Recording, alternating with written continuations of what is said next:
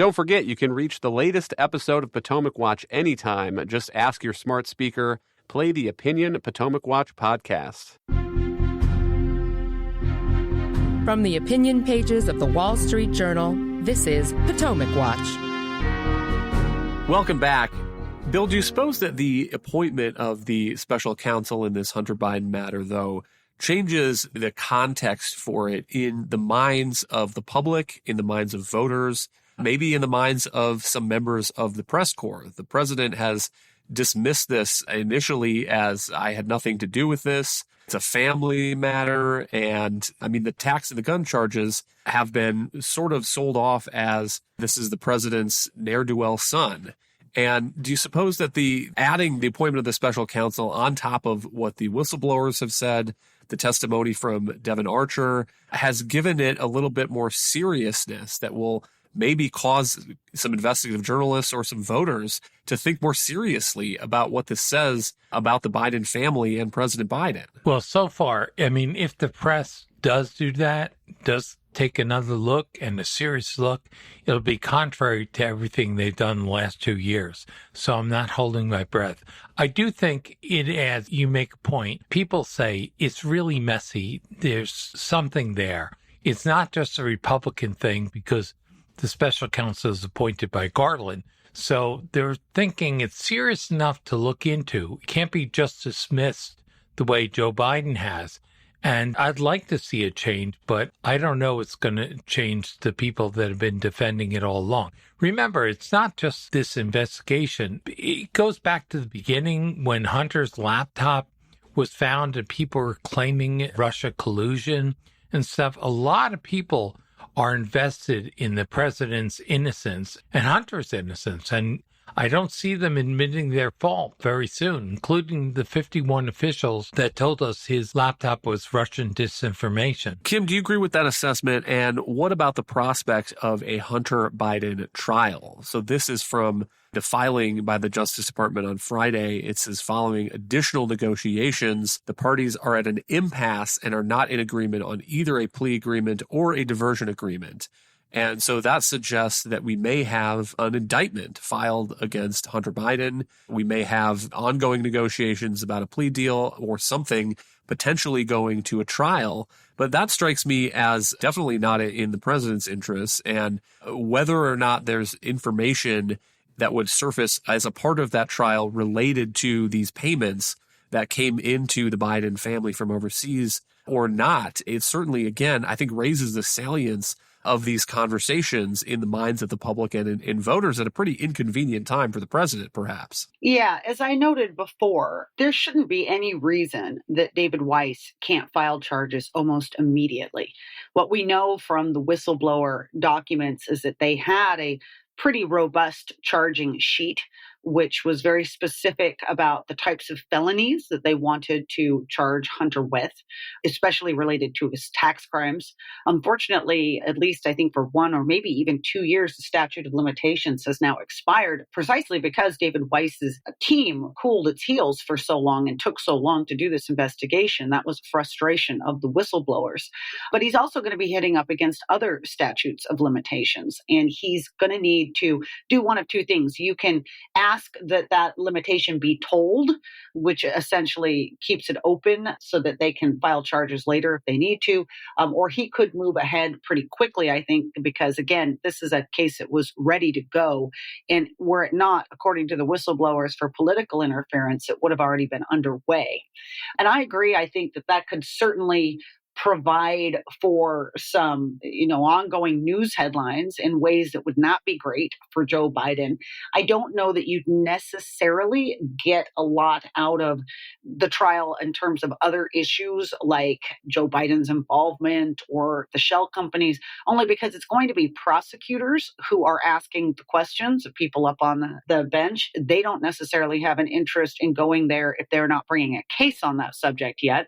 And the defense team certainly isn't wasn't going to go there. So I think the bigger question is what happens with the rest of this investigation. I agree with Bill. It's not great that it's out there and it's simply circulating, along with the stench of how this all came about and the whistleblower claims of political interference, the details that have been released by House Republicans so far. But again, my bigger concern is just that in a situation like this, what we really deserve are answers in the truth. A special counsel, in my history of watching these, it's often a place where truth can go to die if they're not good at what they're doing. And in this case, I think it's also really important that the truth come out sooner rather than later. Americans have a right to know what the Biden family business is in its totality and what Joe Biden's role in that was before they go to the polls to potentially reelect him. And they were denied that information in the last election because of censorship of Hunter Biden's laptop and the media. And I don't think they ought to be denied it again by a special counsel this time around. Bill, what about the broader context here? So if you look back to the Trump era, we now had a special counsel to investigate Trump. We had a special counsel to investigate the investigation of Trump. There's a special counsel that is going after President Trump on classified document charges. There's a special counsel that is investigating President Biden's classified document stash, including next to his Corvette in his garage. And now we have a special counsel to investigate the president's son.